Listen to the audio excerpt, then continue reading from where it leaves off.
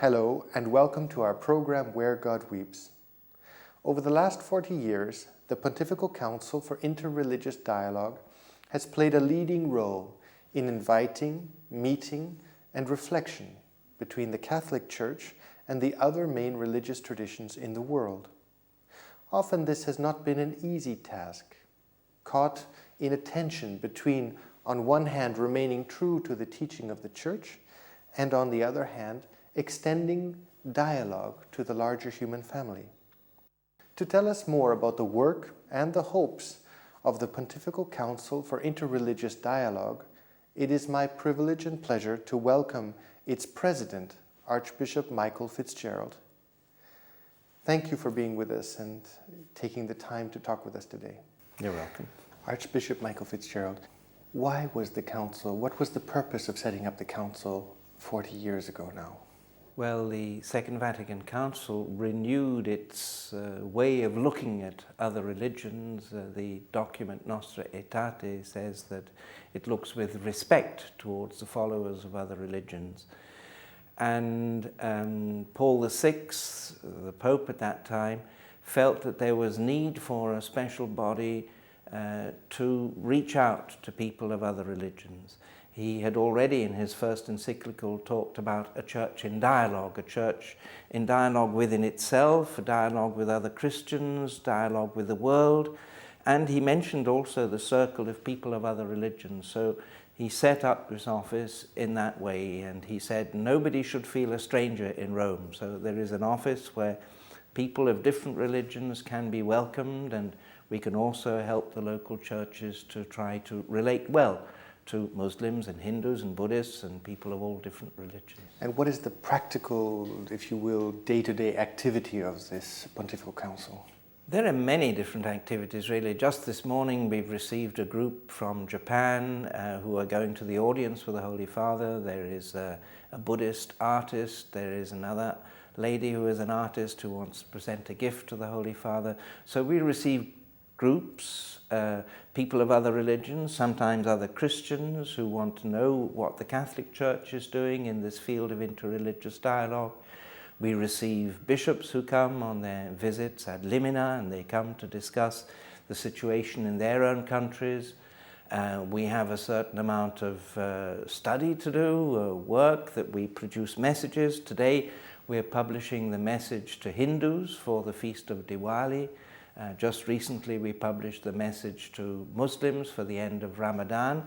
All that sort of takes time, to prepare and then to send out these messages and to comment on them. And so there is quite a lot of work, and there is also work outside the office, going to talks. I just came back yesterday from Poland. There was a conference on Nostra Aetate, this document of the Second Vatican Council 40 years ago. And so I was asked to take part in that, and we thought it was important to be present. Now, the Council has also been key to arranging dialogue meetings between groups of different religious traditions and backgrounds. What has been the success, if you will? What have been the fruits that you have seen coming out of these? You're thinking particularly of Assisi, maybe in 1986, which was an initiative of the Pope. It wasn't from our office. It was coordinated by the Office for Justice and Peace, but of course the Holy Father wanted people from other religions to be there, and so it was the task of our office to make contact with these people, to welcome them, to see that they were able to take part, and to follow up also.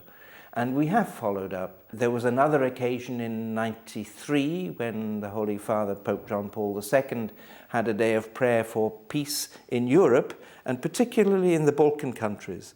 And he wanted a strong presence of Muslims there. So again, we contacted the Muslims, and they responded very well. During the Jubilee, just before the Jubilee started, we organized a meeting of representatives of different religions and also of Christian denominations, about 200 people in the Vatican, and it was religions looking towards the third millennium. What is the role of religions today in the world? How can they contribute to peace? And I think this is one of the ways. If in a sense, if there's any success, it is in that we have been trying to alert and bring people together to share on how they feel that they can work together for peace in the world. In fact, also on questions of life issues, there has been an increasing recognition of, let's say, the parallel interest and direction of, for example, the Muslim groups and the Church on the sanctity of life. Has this also been something which you have been able to build upon? This is, I think, taking place more at the local level. And I know that in my own country, in the United Kingdom, many Muslims have been associated with pro-life movements, and because they feel the same concerns in today's society. We ourselves will be organizing a meeting next month in Iran with a group of Shia Muslims on the problems of bioethics. And so human dignity at the beginning of life, at the end of life. And I think that we will find a great resonance with Muslims on these problems. There will be differences, but there will be areas where we will be able to agree, and I think we can perhaps speak with a common voice. Do you see that this coming together through, for example, the challenges of secularization and materialism also being areas where the Pontifical Council will be able to play a role? I think what we're trying to do is to underline values, if you like, spiritual values also in today's world, that people are not really satisfied just with prosperity. There is something more to the human person than just having everything that you want. And I think that the other religions also have a message along this line, and we can present this, but we challenge one another in this way.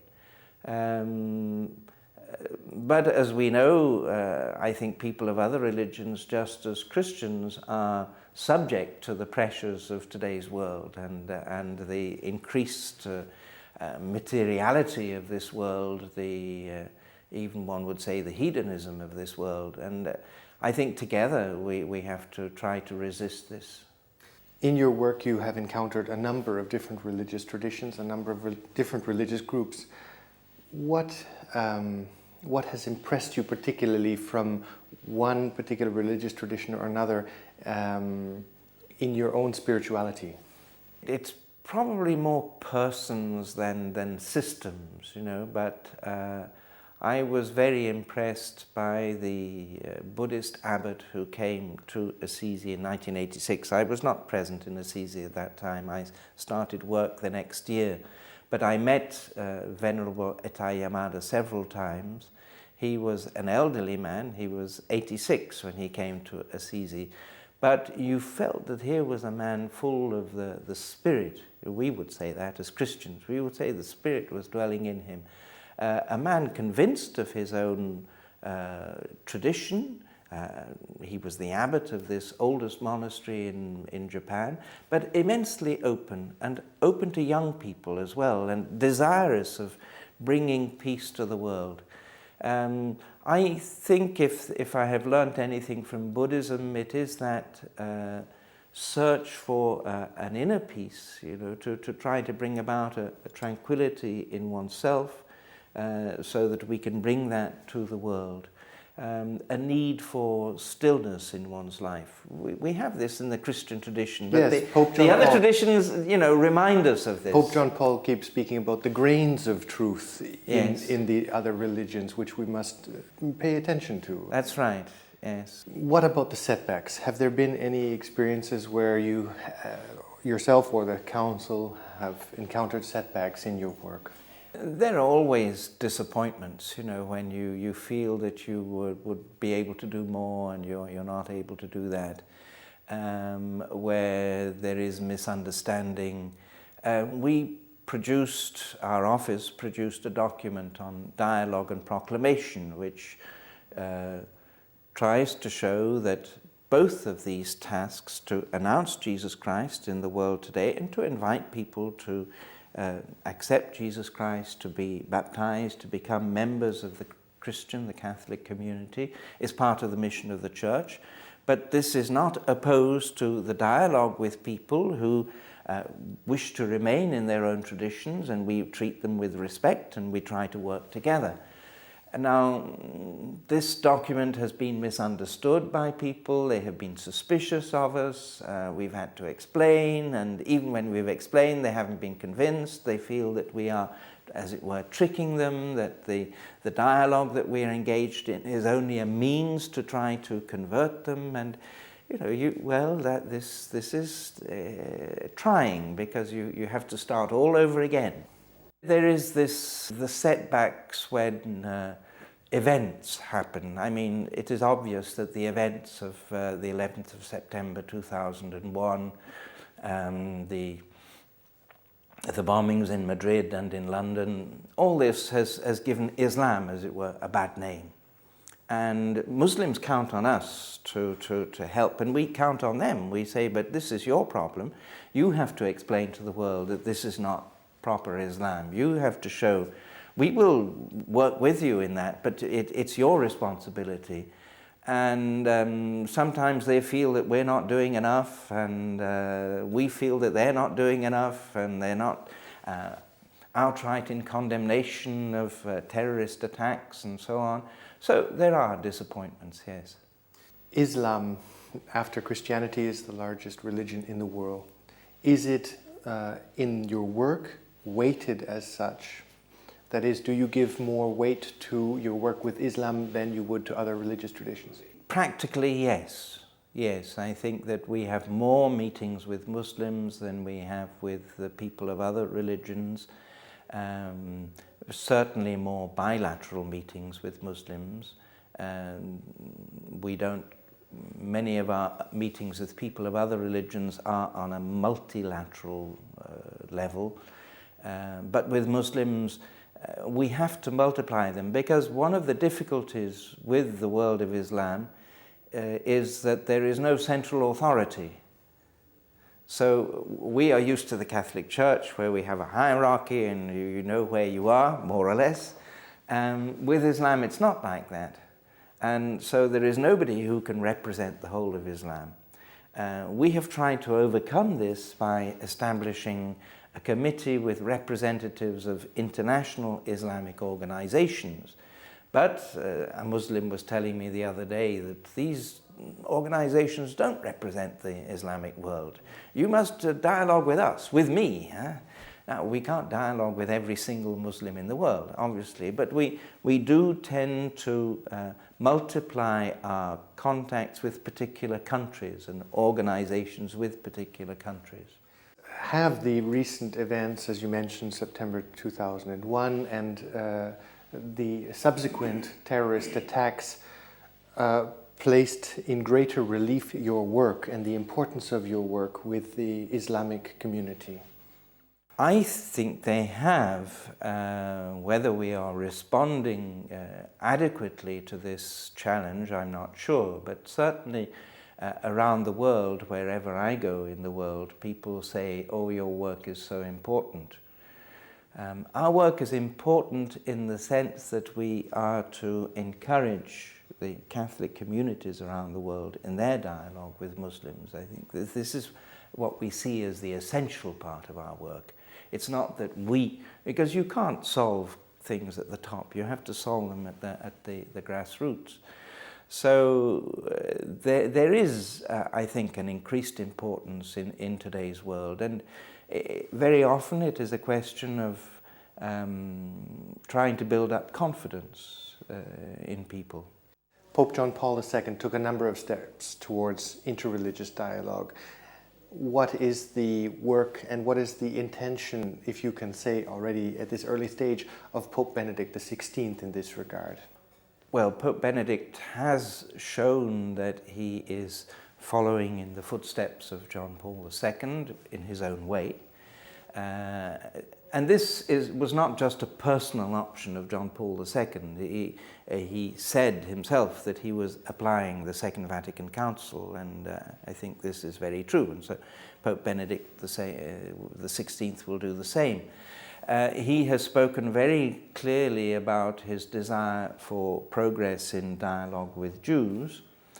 But on the day after the inauguration of his pontificate, receiving the different delegations that came to Rome from other Christian churches and communities and also from other religions, he mentioned in particular dialogue with Muslims and said he rejoiced that this dialogue had increased at the national and international levels.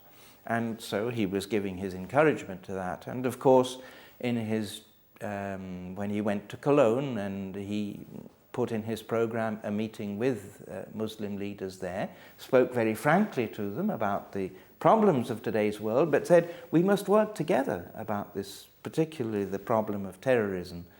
So I think there is an evident intention of wanting to continue in this way. Exactly what will be the way of Benedict XVI, we will have to discover, I think. You yourself, as a young priest, served as a missionary in Africa. How did this prepare you for your work today? I had already, before being ordained a priest, I had studied in North Africa, in Tunisia, so within a Muslim environment, and it was that really, I suppose, that shaped the later life, the tasks that were given to me. I think it's the missionary formation that has helped. We have always had an interest in looking at people as they are, trying to understand the language and the culture of people. And I think that helps also in relating to people of other religions, that you really do try to discover what they are, not go with just your own ideas about them.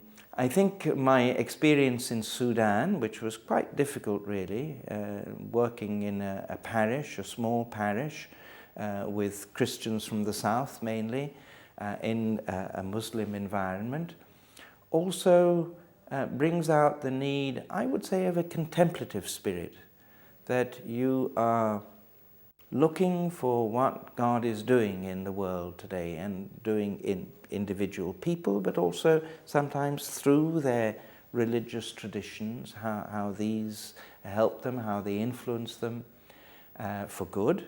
There can also be things that are not so good in these traditions, and we have to have a spirit of discernment.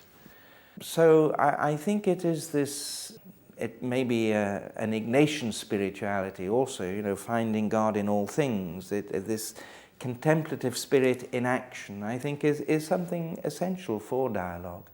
That you are not going as if you have everything and people have nothing. You are going to discover what God is doing already and responding to that. How deep can dialogue go when many of the world's religions are fundamentally opposed to religious change?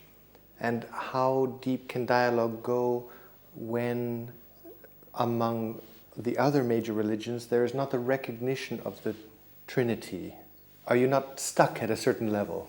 I think one has to make a distinction here between ecumenical dialogue and interreligious dialogue. Ecumenical dialogue with other Christians, what we are looking for, what we are striving for is a unity of faith, so that we can celebrate together in the Lord. That unity of faith is consistent with a variety of traditions, of understanding, but there is a unity of faith. With other religions, we will not have a unity of faith.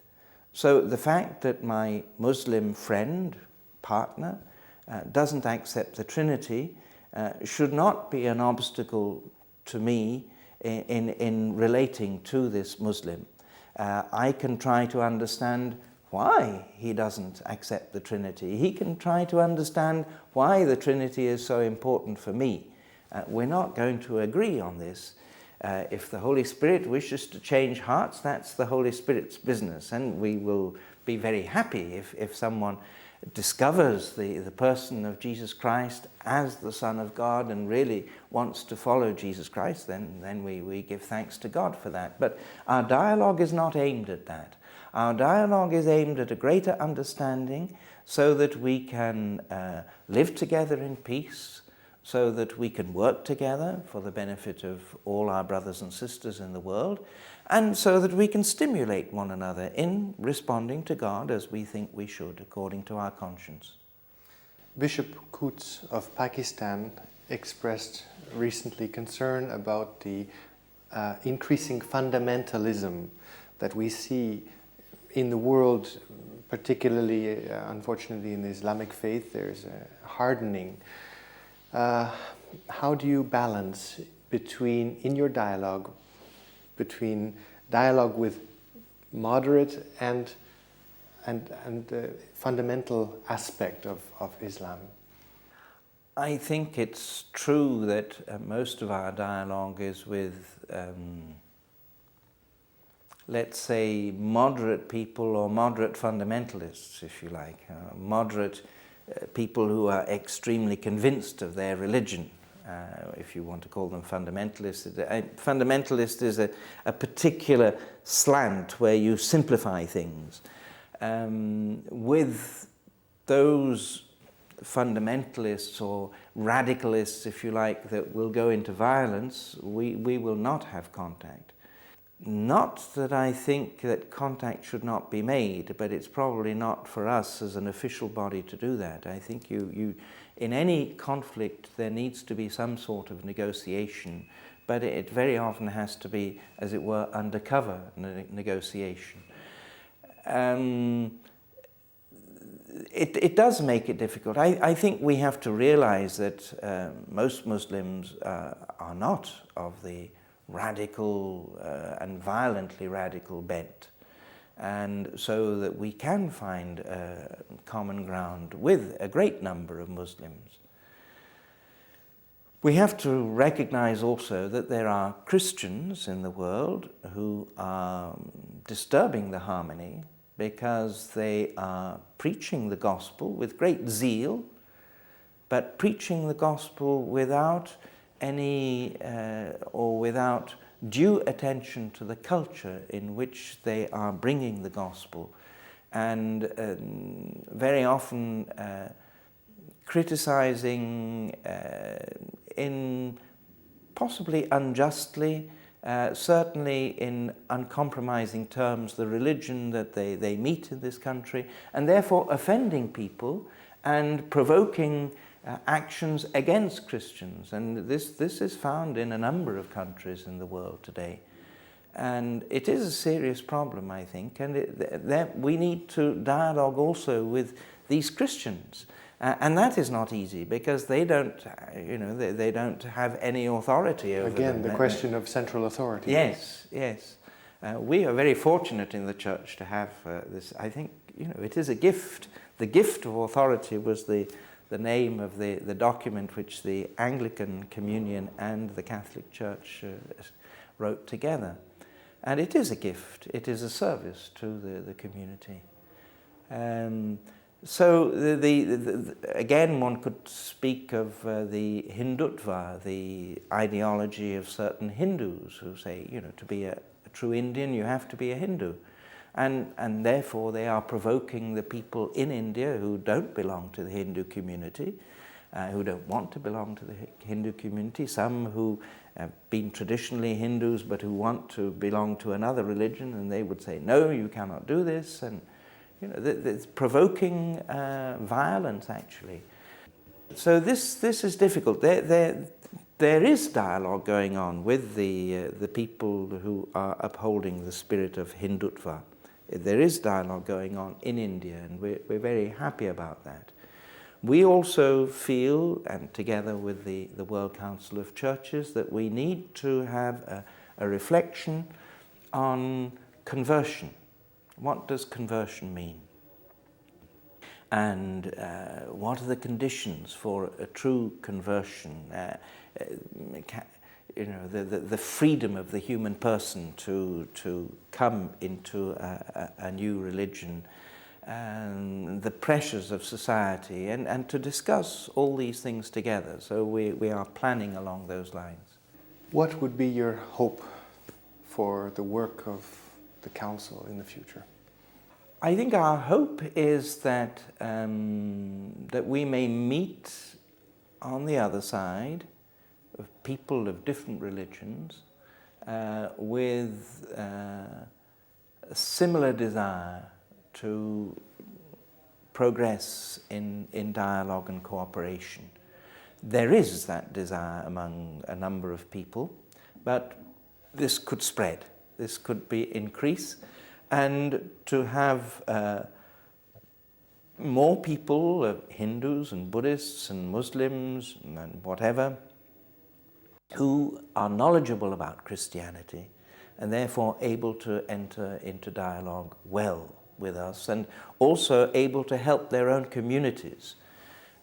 One of the things that we have been doing in our council over the last 15 years or so is to give scholarships to young students from different religions who have been coming to Rome to study Christianity in pontifical universities. So they're getting their knowledge of Christianity from good Christian sources.